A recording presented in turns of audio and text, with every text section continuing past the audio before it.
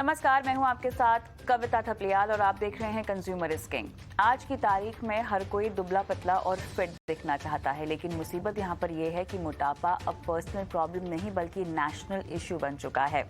आप पूछेंगे क्यों? दरअसल मोटापे की वजह से हर साल हमारे देश को अरबों रुपयों का नुकसान हो रहा है। जी हाँ, यानी मोटापा सिर्फ आम आदमी की नहीं बल्कि इकोनॉमी की सेहत को बिगाड़ रहा है। और जब बात देश की आती है तो मामला गंभीर हो जाता है। क्या है ये आखिर पूरा मामला? जानने के लिए ये रिपोर्ट देख लीजिए, उसके बाद तसल्ली से इस पर बात करते हैं।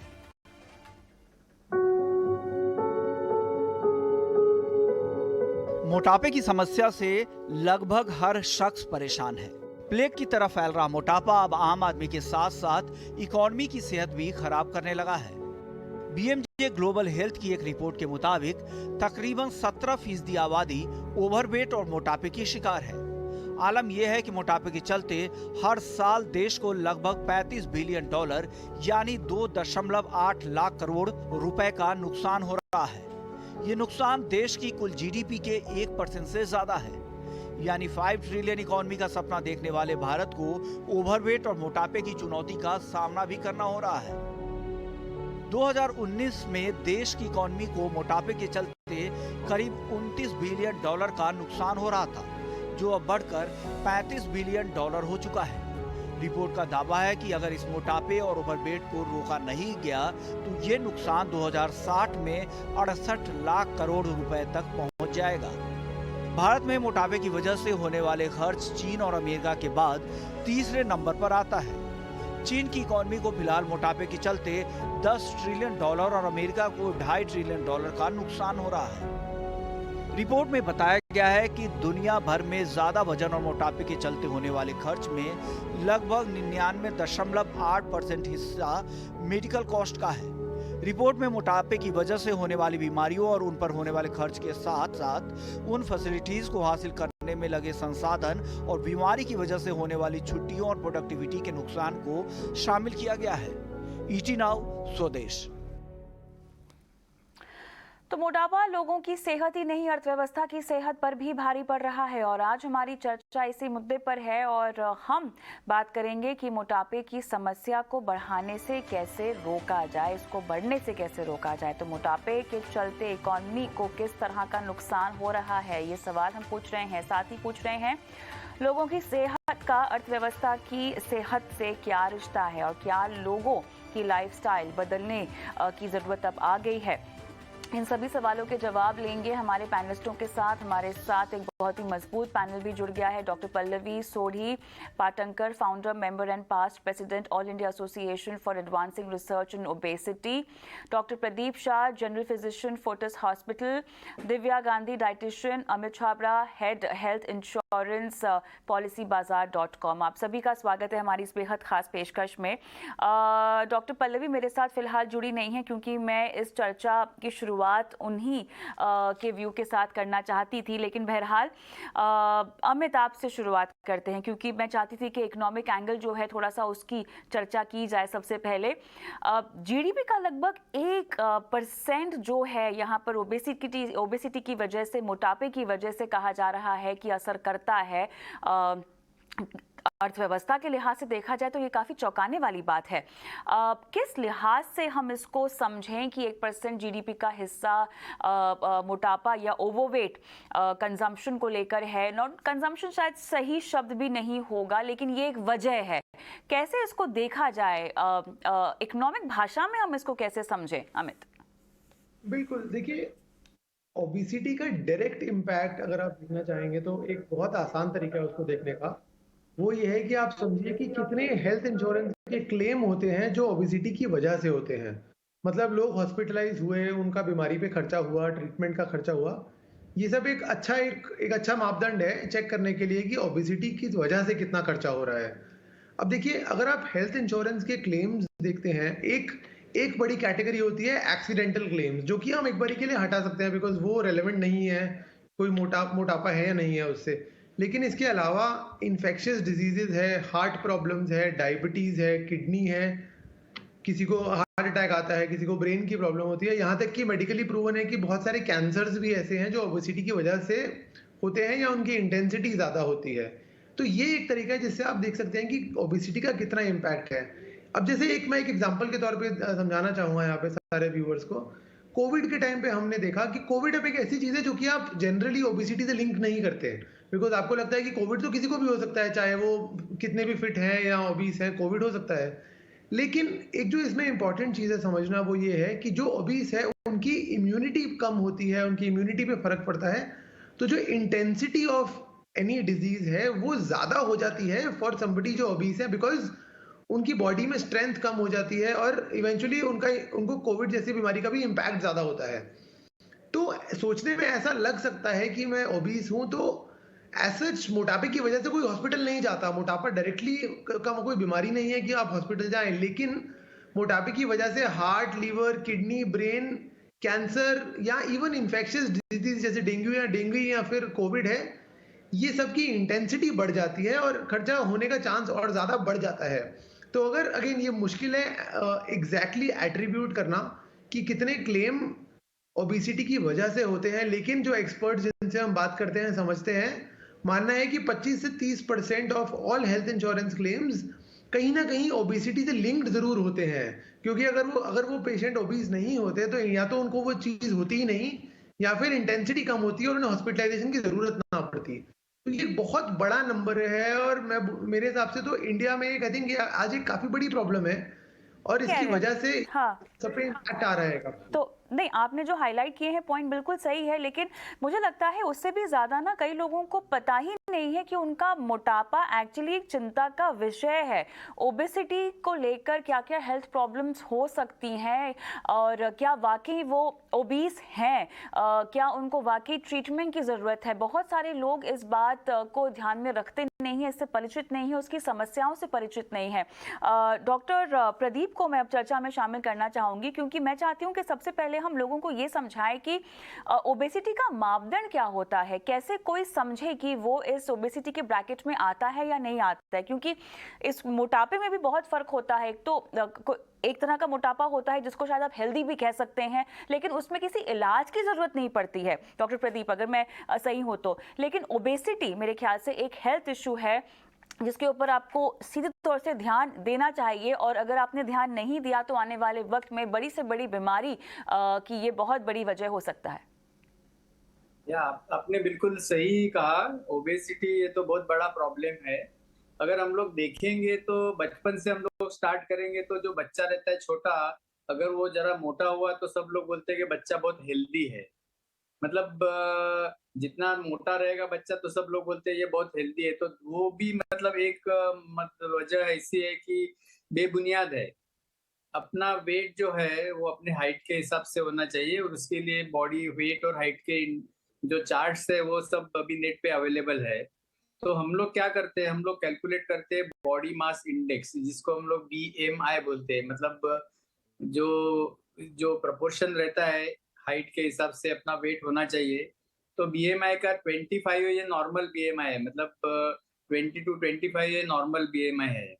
अगर बीएमआई 30 के ऊपर गया, 30 के ऊपर गया तो देन हम लोग उसको ओबेसिटी कहते हैं। तो अभी ये देखा जाए तो एक हद तक सब लोग हम लोग जब एडोलेसेंस में रहते हैं तो हर एक को थोड़ा मोटा होना है, क्योंकि तभी अपना बॉडी स्ट्रक्चर जो रहता है वो पतला रहता है। और सब अगर कोई आदमी मोटा हो गया तो सब लोग उसको अप्रिशिएट करते हैं कि भाई चलो ये बहुत हेल्दी हो गया है। बट अभी वो जो मोटापा है वो अगर एक लिमिट से ज्यादा बढ़ने लगा तो जैसे डॉक्टर अमित ने बताया कि ये जो बीमारियां है उसको इन्विटेशन देता है, जैसे कि शुगर डायबिटीज हो जाए या ब्लड प्रेशर हो जाए या कोई हार्ट की बीमारियां, स्ट्रोक है। और ओवरऑल आदमी का फिजिकल फिटनेस भी ओबेसिटी से कम हो जाता है। अगर आपने देखा रहेगा ओलंपिक्स के गेम या कोई भी ऐसे गेम हम लोग देखेंगे तो जो प्लेयर्स रहते हैं जो फिजिकल वर्क करते हैं उनका बॉडी स्ट्रक्चर किसी भी मोटे आदमी से बहुत अच्छा रहता है और इसकी वजह से वो लोग ये सब परफॉर्म कर सकते हैं। तो सबसे पहले हमको देखना चाहिए कि हम ओबिस के रेंज में है या नहीं है। अगर हम लोग ओबिस के रेंज में है तो पूरी कोशिश करना चाहिए कि हम लोग नॉर्मल रेंज में आए, ताकि अपनी जिंदगी या अपना मतलब जो हेल्थ डॉक्टर स्वास्थ्य है प्रदीप, जो वो नॉर्मल रेंज अच्छी की आप तरह से बात कर रहे बरकरार हैं, रहे। डॉक्टर प्रदीप, ये जो नॉर्मल रेंज की आप बात कर रहे हैं, क्या ये हर तरह के एज ग्रुप के लिए, जेंडर के लिए मापदंड इसका तय है, इसका सेट है, कि ये डिपेंड करता है कि आपका जो शरीर है वो कैसा है, उसमें, क्योंकि हम बीएमआई की बात करते हैं, इस इंडेक्स की बात करते हैं, जिसको अमूमन मापदंड के तौर पर इसको शामिल किया जाता है। तो अगर मैं इसकी पैरामीटर समझना चाहूँ, अलग अलग एज ग्रुप की और अलग अलग जेंडर्स की, बच्चे भी अगर हम इसमें शामिल करें, तो वो क्या होगा? तो इसमें ऐसा है कि बच्चों के लिए थोड़ा अलग मतलब बेंचमार्क है, लेडीज के लिए भी थोड़ा अलग बेंचमार्क है, और फिर जेंट्स और उम्र के हिसाब से भी थोड़ा अलग बेंचमार्क है। लेकिन अप्रोक्सीमेटली अगर हम लोग देखें तो 17.5 से लेके 25 ये रेंज में अगर बीएमआई रहेगा तो बच्चे से लेके बूढ़े तक तो ये नॉर्मल रेंज में पकड़ा जाता है। और 25 से 30 इसको हम लोग बोलते हैं ओवरवेट, मतलब इसका वजन थोड़ा ज्यादा है, बट बहुत चिंता करने की बात नहीं है। लेकिन अगर 30 के ऊपर गया, 30 to 35, then it is obesity. और 35 के ऊपर गया तो हम लोग उसको बोलते हैं मॉर्बिड ओबेसिटी, मतलब जिसके अंदर आदमी की हाइट रहेगी समझो 5.5 फुट और उसका वजन रहेगा 100 किलो, तो then it is a very disproportionate. तो इसमें फिर जो मेडिकल बीमारियां हैं उसका परसेंटेज बहुत तीव्र गति से आगे आगे बढ़ते जाता है। तो इस तरह से थोड़ा वेरिएशन है, बच्चों में बीएमआई थोड़ा लोअर रेंज में रहता है, और जैसे हम लोग लेडीज रहते हैं उनके अंदर भी बीएमआई थोड़ा कम रहता है। चलिए, यहाँ पर नेशनल लेवल पर बहुत ज़रूरी है कि इस कंसर्न को एड्रेस किया जाए, क्योंकि अभी अगर हम देख रहे हैं तो हमारी आबादी का लगभग 17% जो है मोटापे का शिकार यहाँ पर बताया जा रहा है। आने वाले वक्त में अगर मैं 2060 की बात करूँ तो लगभग 65% आबादी जो है वो मोटापे के शिकार हो जाएगी या गुजरेगी। और इसमें अगर हम खर्च देखें तो लगभग 68 लाख करोड़ रुपए सालाना नुकसान जो है अर्थव्यवस्था के तौर पर हमें हो सकता है। दिव्या, आपके पास आऊंगी। मोटापे को लेकर या इसकी शिकायत को लेकर आपके पास तो बहुत सारे क्लाइंट्स आते होंगे, लेकिन जिस तरह से रिपोर्ट में इस बात सामने आ रही है, मुझे थोड़ा सा बाइफिकेशन दें कि यहाँ पर महिलाएं ज़्यादा हैं, पुरुष ज़्यादा हैं, या आपके मुताबिक ये कोई जेंडर बेस्ड इशू नहीं है? वैसे तो वाकई में है नहीं, लेकिन जो आपके पास आते हैं वो किस तरह के क्लाइंट्स आते हैं और किस तरह की मोटापे की वजह से परेशानियां लेकर आते हैं, जिसके लिए आप उन्हें गाइड करती हैं? देखिए, बहुत हैरानी की बात है, लेकिन आजकल ऑफ लेटली मेरे पास बच्चे बहुत ज्यादा आ रहे हैं। अगर हम देखें, ओबेसिटी जो है वो बचपन से स्टार्ट होती है। हमारी जो ईटिंग हैबिट्स हैं, जो हम आजकल बच्चों को खिला रहे हैं, वो बिल्कुल भी ठीक नहीं है। और आप देखेंगे जो एडल्ट्स में भी आते हैं, they are not older people, like 70 years या 80 इयर्स का कोई मेरे पास नहीं आएगा जो ओबीज है। जो लोग आजकल मोटे हैं वो या तो 30s में हैं या वो यंग स्टूडेंट्स हैं जो कि स्कूल में हैं। और उसका सबसे बड़ा रीजन है फास्ट फूड। आजकल जैसे पुराने जमाने में क्या होता था, पुराने जमाने में हम खाना खाते थे तो हम हफ्ते में एक बार ही कुछ फ्राइड खाते थे। आजकल आप देखेंगे कि रोज के जो हमारा ईटिंग रूटीन है उसमें चीज और मेयोनीज एक नेसेसिटी की तरह आ गई है। अगर आपको सैंडविच खाना है तो उसमें मेयोनीज या चीज में से कोई ना कोई चीज होगी, अदरवाइज आपका बच्चा वो सैंडविच या मेयोनीज या वो मील नहीं खाता है। So yes, it is not gender specific, but अगर आप इसको देखेंगे ना कविता, तो ये एक स्लो प्रोसेस है जो कि चल रहा है, कि हम शुरू से ही आदतें ठीक नहीं डाल रहे, जिसकी वजह से over a period of time 15 years 16 years के बच्चे जनरली जो आते हैं वो इंसुलिन रेजिस्टेंट होते हैं। मीन्स उनके नेक और उनके फेस पे पिगमेंटेशन दिखता है, जिससे पता चलता है कि वो खाना खाने के बाद भी उन्हें भूख लग रही है। क्यों? क्योंकि उनका रिफाइंड कार्बोहाइड्रेट का कंजम्पशन बहुत हाई है। फीमेल्स में जो आती हैं वो मेनली आती हैं पीसीओडी, बिकॉज ओबेसिटी की वजह से उनके पीरियड्स स्किप हो जाते हैं and that cause obesity. Apart from it, आजकल जो ये क्विक फूड का फैशन चला हुआ है जिसमें बहुत सारा प्रिजर्वेटिव भी होता है। People they want to do everything which is very easy. I guess उसके चक्कर में हमारा फाइबर कंजम्पशन जो है वो भी कम हो गया है, which all contributes to this obesity. And yes, females and बच्चों में ज्यादा है, मेल्स में जनरली डायबिटिक बहुत ज्यादा पाए जाते हैं। People who have central obesity आप देखेंगे जिनके सिर्फ पेट पे फैट होता है, आर्म से ऊपर का एरिया हमारा फोर आर्म हो गया वो छोड़ के थाइज पे फैट होता है, वो एक सिम्टम होता है that you are prone to diabetes. So बहुत सारे मेल्स आते हैं जिनका बॉडी स्ट्रक्चर ऐसा होता है और उनकी शुगर होती है border line. Again it is because of eating habits. So somehow everything is related to your food. And yes, one more thing, which is your activity. People are very sedentary. We keep sitting in the air condition and then we say that we don't have time. And मेरे को ऐसा लगता है आधा घंटा या 1 घंटा दिन में हम टीवी के लिए निकाल सकते हैं तो हम वर्कआउट के लिए भी निकाल सकते हैं। मेरे ख्याल से दिव्या आप जो बात बता रही हैं वो ना सिर्फ मैं गौर से सुन रही हूँ, मेरी पूरी टीम गौर से सुन रही है, मेरा पीसीआर काफी गौर से सुन रहा है और हम सब घर जाने के बाद शो के बाद काफी मंथन करने वाले हैं इस पर। लेकिन चलिए मैं अमित के पास आती हूँ। तो अमित देखिए, जिस तरह से चिंता जताई जा रही है कि आपकी इकोनॉमी के लिए खासतौर से मोटापा अच्छा नहीं है, अब हम देख रहे हैं कि हेल्दी लाइफस्टाइल की ओर लोग जाएं बढ़ें, उसके लिए इंश्योरेंस कंपनियां भी तरह तरह के एड ऑन फीचर्स अपनी हेल्थ पॉलिसी में डाल रही हैं, जहां पर अगर आपकी सेहत अच्छी है, अलग अलग पैरामीटर्स के तौर पे इसको देखा जाता है, अलग अलग क्राइटेरियाज रखे गए हैं, तो आपका जो प्रीमियम है वो कम कर दिया जाएगा। ये क्या फीचर्स हैं जो हेल्थ इंश्योरेंस कंपनियां इंक्लूड कर रही हैं? किस तरह से लोग थोड़ा सा फिटनेस की ओर अब अपना रुझान बढ़ा रहे हैं, ऑल्सो बिकॉज प्रीमियम आपको कम देना पड़ेगा और अच्छी पॉलिसी में कवरेज मिल जाएगी, और ये कितना असरदार होगा? जिस तरह की चिंता जताई जा रही है, क्या वाकई इस तरह के कदम यहाँ पर मददगार साबित होंगे? बिल्कुल, देखिए ये 2 तरीके से कस्टमर को, एक पॉलिसी होल्डर को ये बेनिफिट दिया जा रहा है। पहला तरीका है जिसमें कि वेलनेस के तौर पे काफ़ी सारे ऐसे फीचर्स प्रोवाइड करे जाते हैं पॉलिसी में जो कि हेल्प करते हैं कस्टमर को हेल्दी रहने में। जैसे कि बहुत सारी पॉलिसीज हैं जिसमें एक हेल्थ कोच दिया जाता है कस्टमर को। वो हेल्थ कोच का एक नंबर होता है, आप मोबाइल ऐप के थ्रू आप उनसे वीडियो कॉल भी कर सकते हैं, आप उनसे चैट कर सकते हैं और आपको अपनी हेल्थ से, डाइट से रिलेटेड, ओबेसिटी से रिलेटेड, फिटनेस से रिलेटेड कोई भी सवाल है तो आप उनसे कभी भी पूछ सकते हैं।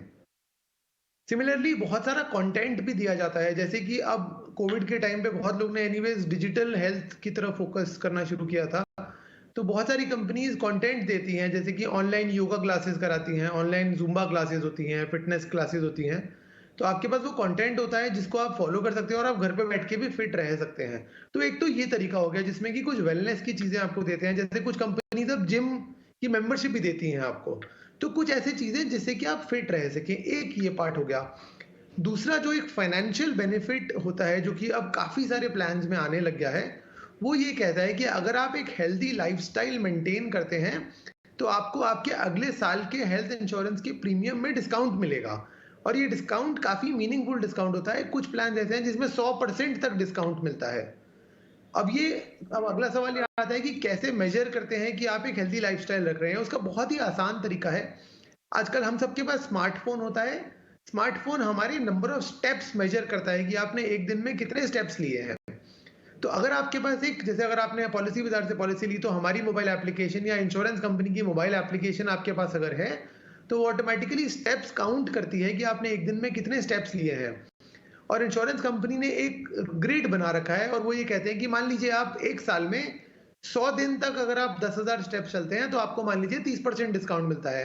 अगर आप 200 दिन 10,000 स्टेप्स चलते हैं तो आपको 100% तक डिस्काउंट मिल सकता है। एग्जाम्पल के तौर पर बता रहा हूँ। तो वो आपको इनकरेज करते हैं कि आप एक हेल्थी लाइफस्टाइल मेंटेन करें, आप चलें ज्यादा, बिकॉज चलेंगे तो ओबेसिटी कम होने का चांस ज्यादा होता है।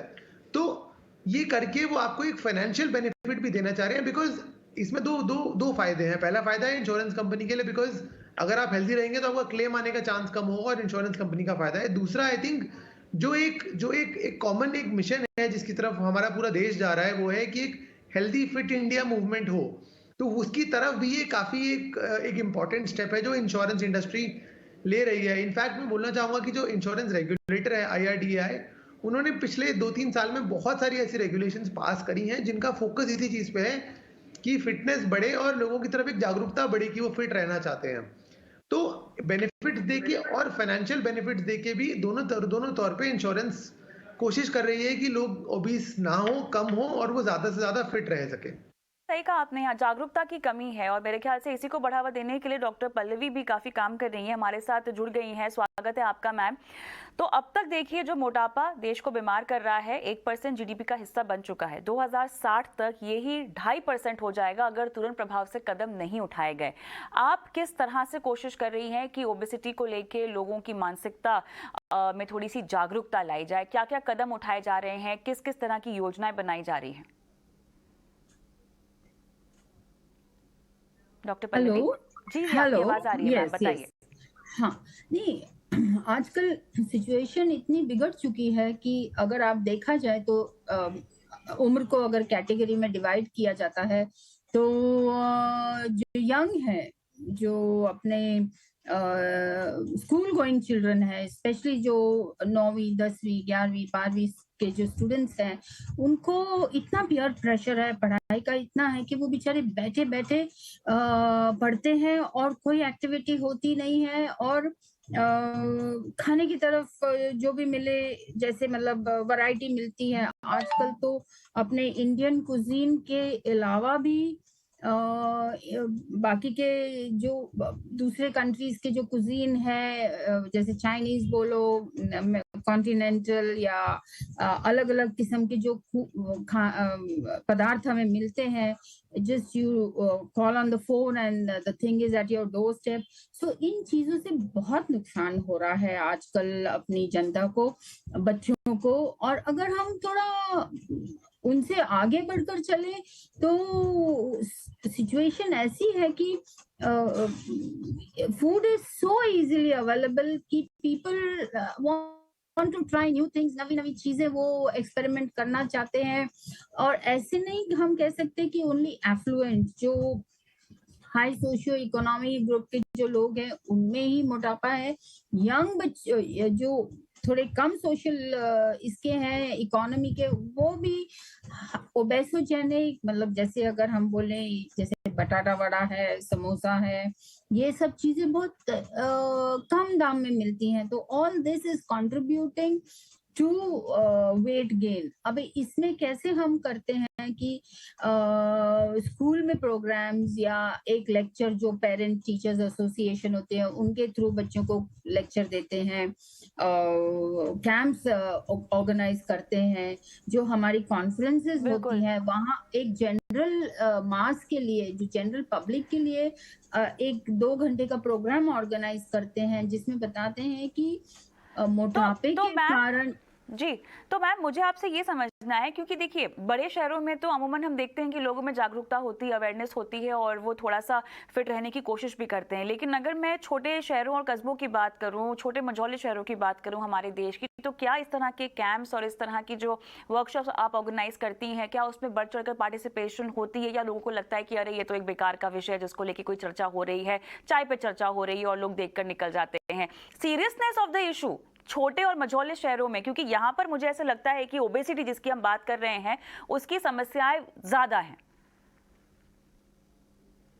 बड़े शहरों में आप बोल रहे हैं ना समस्या? छोटे मझौले शहरों में, बड़े शहरों में तो लोग थोड़े से कोशिश करके जिम चले जाते हैं, वॉक पे चले जाते हैं, थोड़ी लाइफस्टाइल को बदलते हैं, डाइटिशियन न्यूट्रिशनिस्ट के पास जाके कंसल्ट कर लेते हैं। नहीं, देखिए अभी जैसे हमारी जो ऑल इंडिया एरो ऑर्गेनाइजेशन है तो उसके चैप्टर्स हैं ऑल ओवर इंडिया में, सब स्टेट में उनके चैप्टर्स हैं और वो चैप्टर्स का काम होता है कि ये जो रूरल एरिया में या छोटे टाउन्स में जाके भी इसकी प्रचार किया जाए या अवेयरनेस निर्माण किए जाए। बट सरप्राइजिंगली मैं कहना चाहूंगी कि आजकल जो डिजिटल मीडिया आ गया है, ये टेक्नोलॉजी आ गई है, everybody is very well aware of health issues. मतलब अगर आप सोचते होंगे कि रूरल एरिया या छोटे शहरों में ये अवेयरनेस नहीं है, सब में अवेयरनेस है, सिर्फ इम्प्लीमेंटेशन की जरूरत है, कितना इम्प्लीमेंट करते हैं। अब जल्दी से डॉक्टर प्रदीप और दिव्या से मुझे एक आखिरी टेक लेना होगा। डॉक्टर प्रदीप, बच्चों में क्योंकि दिव्या ने हाईलाइट किया कि ओबेसिटी के इश्यूज आजकल ज़्यादा आ रहे हैं उनके पास, क्या आपका भी ऐसा ही अनुभव है? और साथ ही वो कैसे समझा जाए, वो ऐसे कौन से साइंस होंगे जब आपको समझ में आए कि आपका बच्चा ओबेसिटी का शिकार है और तुरंत प्रभाव से इसका इलाज करने की ज़रूरत है? क्योंकि माता पिता को लगता है कि अच्छा बच्चा छोटा है, खिलाओ पिलाओ सेहत बनेगी, जो अमूमन ट्रेडिशनली हम घरों में होता हुआ भी देखते हैं, है ना? तो ओबेसिटी बच्चों में जो बढ़ रही है, इसको रोकने के लिए इस पहचानना बहुत जरूरी है। कैसे पहचाने माता पिता? इसमें ऐसा है कि जो ओबेसिटी है उसका एक तो वजह ये है कि जो अपने हम लोग जो खाते हैं और उसका यूटिलाइजेशन कम करते हैं, मतलब इनटेक ज्यादा है और आउटपुट कम है, तो कैलोरीज जो है इसका जो अपना जो रिक्वायरमेंट रहता है एक दिन का, उससे ज्यादा अगर हम लोग ने कैलोरीज ले लिया तो जो सरप्लस कैलोरी है वो अपने बॉडी में फैट के रूप में जमा होते जाएगी और धीमे धीमे हम ओबीज होते जाएंगे। जब बच्चा छोटा रहता है तो माँ बाप या उनके जो पेरेंट्स है उनको ऐसे लगता है कि इसको हम लोग अच्छी तरह से कुछ न कुछ खिलाए। और आजकल ये कोविड के अंदर तो सब बच्चे भी घर में थे और ऑनलाइन अभी सब क्लासेस वगैरह चालू है, तो फिजिकल एक्टिविटी जो है वो बहुत कम हो गई थी। तो इसमें बच्चों को है फिजिकल एक्टिविटी के लिए इनकरेज करना चाहिए, उनको ऐसे गेम्स या ऐसी कुछ एक्टिविटीज करवाना चाहिए जिसमें उनका फिजिकल एक्सरसाइज या एक्सर्शन हो और जो कुछ भी उन्होंने खाया है उसका यूटिलाइजेशन हो। और ये बच्चों के लिए ट्रू है, वैसे एडल्ट्स के लिए भी है। बिल्कुल, मेरा समय बिल्कुल खत्म हो चुका है, लेकिन दिव्या हमारे साथ हैं और वो हमें कोई डाइट प्लान ना दें ऐसा तो हो ही नहीं सकता, ठीक है? अब ओबेसिटी नहीं, लेकिन मोटापे को कंट्रोल करने के लिए एक्सरसाइज बहुत ज़रूरी है, हम जानते हैं, लेकिन साथ ही खाने पीने में कितनी कटौती करनी चाहिए? क्योंकि दिव्या होता ऐसे है कि ट्रेडिशनली अगर आप बचपन से ही रोटियां खाते आ रहे हो, चावल खाते आ रहे हो, अचानक से आपने उसको बंद कर दिया, भैया कार्ब्स नहीं खाने हैं, तो ये थोड़ा समझ में नहीं आता है। जो बचपन से आप चीजें खाते आ रहे हो उसमें अचानक से आपका वेट गेन कैसे हो जाएगा? तो इसको समेटते हुए मुझे बताएं झटपट कोई ऐसा डाइट प्लान जो हर किसी को, हर बॉडी टाइप को जो है वो काम आ जाएगा। बिल्कुल, मैं बिल्कुल फेवर में नहीं हूँ कार्बोहाइड्रेट कट करने के। नंबर 1 हमें हाई फाइबर लेना है। रोटी आप जब भी बनाना चाहेंगे उसके अंदर ब्रांड बार्ली, आजकल ब्लैक व्हीट आता है, इन दिनों में से कोई भी चीज यूज कर सकते हैं। लोगों को लगता है कि पोहा और उपमा बहुत लाइट है, लाइट नहीं होता क्योंकि सूजी और चावल से बनता है। सूजी और चावल से बनी हुई चीज कभी वेट लॉस नहीं करती, हमेशा ज्यादा बनाती है। आपको पोर्शन कंट्रोल करना है, इस तरीके से खाना खाना है कि हमारे पेट में आधी रोटी की जगह हमेशा होनी चाहिए। नाश्ते में क्या खाएंगे? नाश्ता should be complete, full of carb, protein, fat and vitamins and mineral. जैसे कि आप स्टफ्ड रोटी खा सकते हैं ऊपर देसी घी लगा के, स्प्राउट्स का सैलेड खा सकते हैं, स्प्राउट सैंडविच खा सकते हैं, मिल्क एंड सीरियल ले सकते हैं। लंच में आप एक फाइबर रिच रोटी लेंगे किसी भी सब्जी या दाल के साथ। इवनिंग में अगर आप मंच करना चाहते हैं आप लेंगे मखाने, भुना हुआ चना, ढोकला या फिर काले चने की चाट। डिनर में कार्बोहाइड्रेट का कंजम्पशन कब कम करेंगे? नॉन वेजिटेरियन है तो चिकन या फिश खा सकते हैं या अंडे खा सकते हैं, वेजिटेरियन है तो सूप ले सकते हैं, टोफू ले सकते हैं, सब्जी और सैलेड खा सकते हैं। हफ्ते में 2 बारी मेक श्योर कि आप रात को डिनर सॉल्ट फ्री करिए और लीजिए सिर्फ milk and serial. That is it. मेरे ख्याल से चीट डे के लिए भी होना चाहिए दिव्या, ये मैंने आपकी तरफ से बोल दिया है। लेकिन चलिए हम यही उम्मीद करते हैं कि अगली बार जब मिले तो हम मोटापा देश की इकोनॉमी को बीमार कर रहा है उसकी बजाय फिट इंडिया मूवमेंट कितनी आगे बढ़ी है, लोगों ने कितना वजन घटाया है, लोग कितने फिट हुए हैं, इस पर हम बात करें। बहरहाल बहुत बहुत धन्यवाद आप सभी का इस खास चर्चा में शामिल होने के लिए, और इसी के साथ कंज्यूमरिस्ट किंग की आज की इस पेशकश में मुझे भी इजाजत दें। नमस्कार।